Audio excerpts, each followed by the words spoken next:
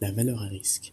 C'était l'objet d'une vidéo précédente. Si tu n'as pas encore vu, je t'invite vivement à la regarder. Donc, c'est une valeur qui est très importante. Elle va donc représenter la perte maximale d'un portefeuille d'investissement sur une période donnée avec une probabilité donnée. Donc, ce montant est très important car il permet à une entreprise ou à un particulier, peu importe, de prévoir éventuellement quel montant de perte pourrait éventuellement arriver dans les jours à venir afin d'agir de la bonne manière.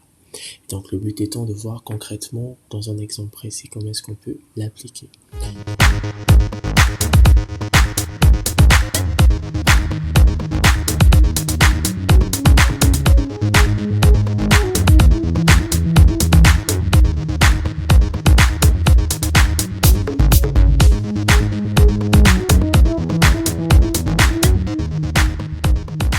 Partons sur cet exemple-ci, toujours Monsieur Benoît. Donc, ce dernier a lancé son activité donc à l'instant T de l'année 2023. Il a donc de ce fait un portefeuille composé d'instruments financiers. Je rappelle, les instruments financiers sont les actions, les obligations, etc., etc. Donc, ce portefeuille à sa disposition s'élève à une valeur de 1000 euros, répartis donc 500 euros pour les actions, donc il y a 500 euros évalués et investis donc sous la forme d'actions, et 500 autres euros sont investis donc sous la forme d'obligations, c'est-à-dire prêtés auprès de certaines entreprises. De ce fait, Monsieur Benoît est créancier pour ces entreprises. Il s'avère que la valeur à risque s'élève à 300 euros.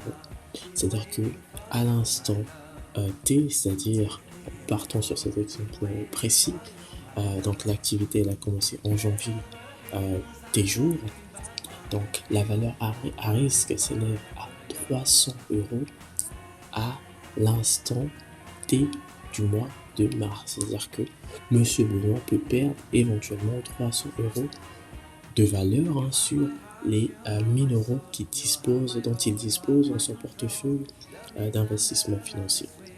Alors, que peut-il faire à ce moment-là? Ce qui est intéressant, c'est que premièrement, il connaît la valeur à risque, donc potentiellement le montant qu'il peut perdre.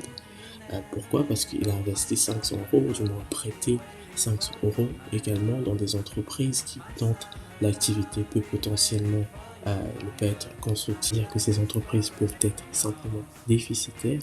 Alors, c'est la raison pour laquelle on a une valeur de perte estimée à 300 euros.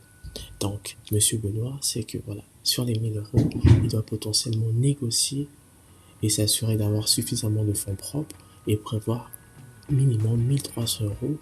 Et donc, pour combler à ce propos, donc cette perte potentielle. Et dans le cas échéant, ça c'est ce cas précis, mais si la valeur de ce portefeuille n'était pas de 1000 euros, disons, allez, 700 euros,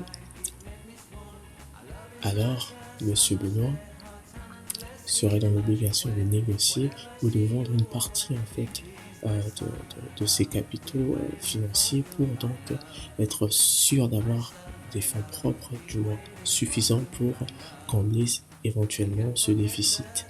Voilà, ça sera tout pour cette vidéo. J'espère qu'elle t'a plu.